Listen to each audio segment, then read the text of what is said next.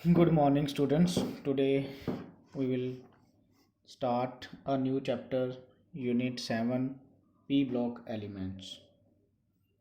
Unit 7, P block elements.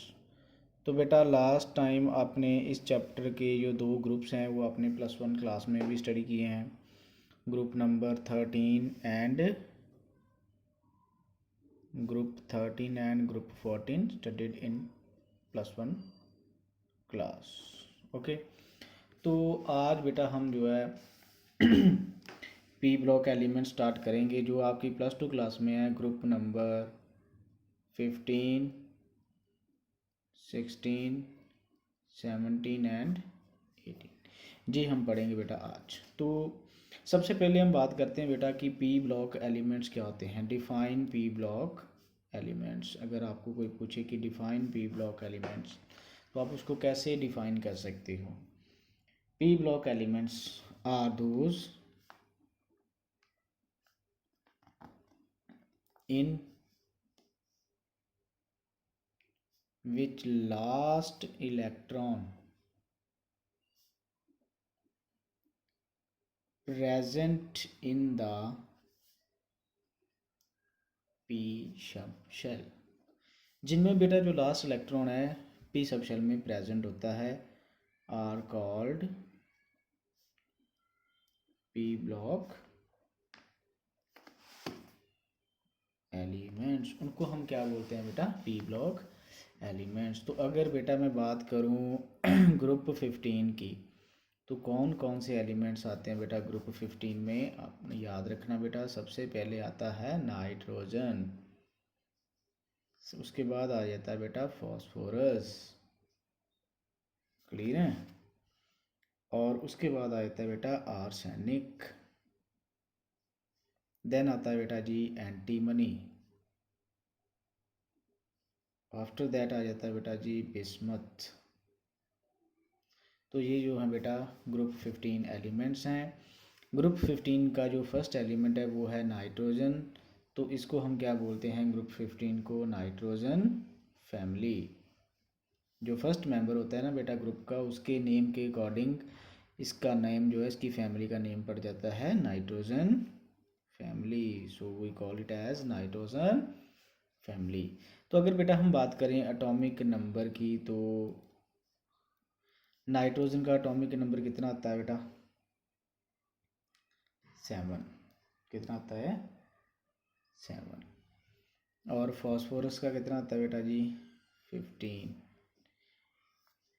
8 plus करिए बस, और नेक्स्ट कितना आ गया, 33। नेक्स्ट 18 प्लस होंगे, आफ्टर दैट 51। आपको रूल बताया था +10th क्लास में ये रूल था। ओके, तो नाइट्रोजन का बेटा 7, फिर फास्फोरस का 15, आर्सेनिक का 33, एंटीमनी का 51 एंड बिस्मथ का 83। क्लियर है। अब हम बेटा देखते हैं इसकी कॉन्फ़िगरेशन को लिखेंगे। जैसे नाइट्रोजन की है 1s2, 2s2 और 2p3। लास्ट इलेक्ट्रॉन्स कौन सी सब शेल में आ रहे हैं, p सब शेल में। तो इट मीन्स ये क्या है, p ब्लॉक एलिमेंट। ऐसा ही अगर हम बात करें फॉस्फोरस की, तो बेटा उसके लास्ट शेल में होता है, फर्स्ट में कंप्लीट नहीं लिखूँगा, 10 तक तो नियॉन की आ जाती है, उसके बाद आ जाता है 3s2 और 3p3। ऐसा ही बेटा होता है S in the case of arsenic. तो अगर हम बात करें तो 18 तक तो ऑर्गन आ जाता है, आर्गन। उसके बाद आ जाता है बेटा जी 3d10, 4s2 and 4p3। Means कि ऐसे ही इसमें भी होगा, इसमें भी ऐसे ही होगा कि जो लास्ट इलेक्ट्रॉन्स है वो कौन सी शेल में होंगे, p सब शेल में। So that's why it's a p block elements. Group 15 के जो एलिमेंट्स हैं उनको हम क्या बोलते हैं, p ब्लॉक एलिमेंट्स। क्लियर है बेटा। ओके, तो p block elements is also called nicogens. इनका नाम एक और होता है बेटा, नाइकोजेंस। p साइलेंट होता है, p से स्टार्ट होते हैं, नाइकोजेंस। नाइकोजेंस क्या होते हैं बेटा, नाइकोजेंस वो वाली गैसेस होती हैं जो क्या कॉज करती हैं, सफोकेशन। सफोकेशन, वो क्या कॉज करती हैं, सफोकेशन। तो ये जो पी ब्लॉक की हैं गैसेस लाइक नाइट्रोजन, नाइट्रोजन जो अमोनिया गैस प्रोड्यूस करता है, PH3 फॉस्फाइन गैस जो है वो प्रोड्यूस करता है, these gases cause suffocation, so that's why p block elements are also called nicogens। Clear है बेटा? ओके ओके बेटा जी। नेक्स्ट बेटा मेरे पास जनरल कैरेक्टरिस्टिक्स ऑफ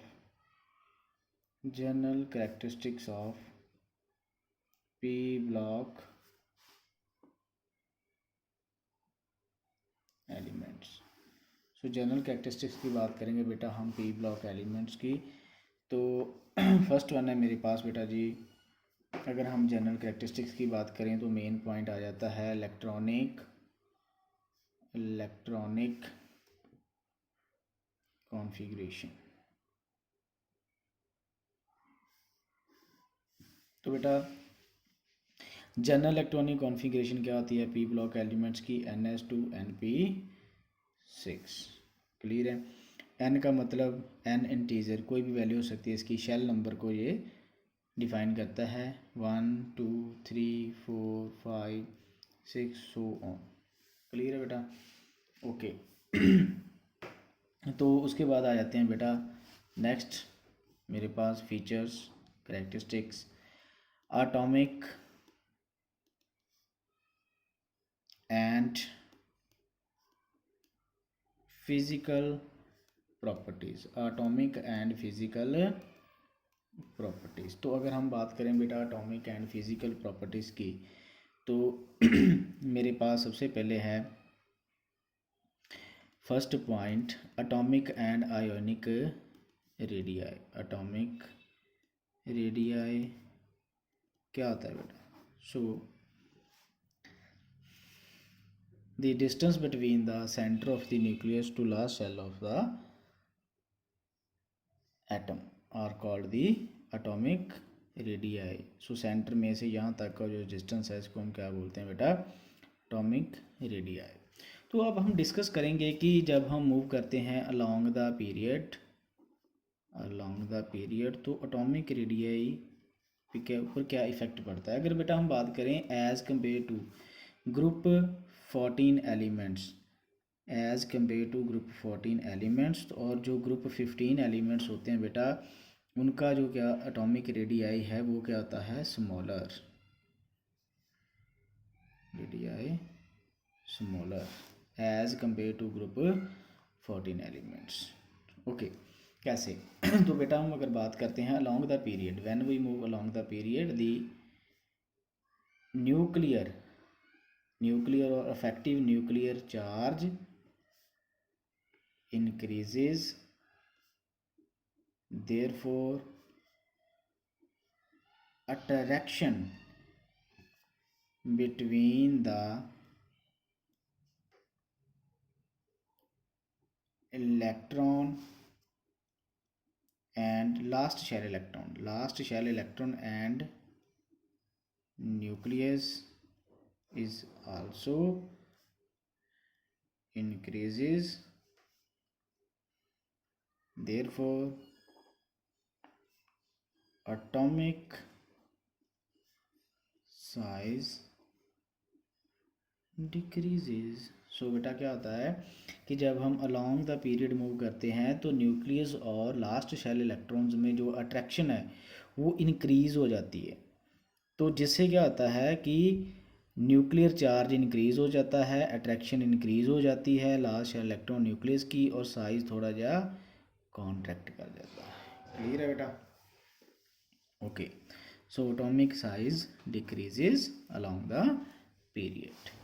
तो अब हम बात करते हैं बेटा down the group, when we move down the group.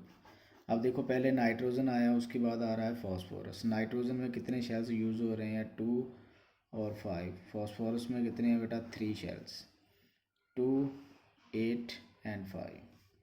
Clear है?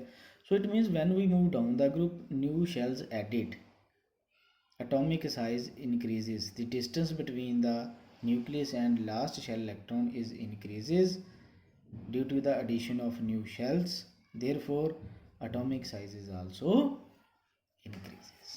क्लियर हो गई बेटा बात। तो जब हम डाउन का ग्रुप जा रहे हैं तो क्या हो रहा है, नंबर ऑफ शेल्स इंक्रीज कर रहे हैं। यहाँ पे 2 है नाइट्रोजन के केस में, और फॉस्फोरस के केस में कितनी आ गई बेटा, 3 आ गई। सो it means number of shells increase हो रही हैं, distance is also increases, therefore atomic size increases. Clear है बेटा, ओके।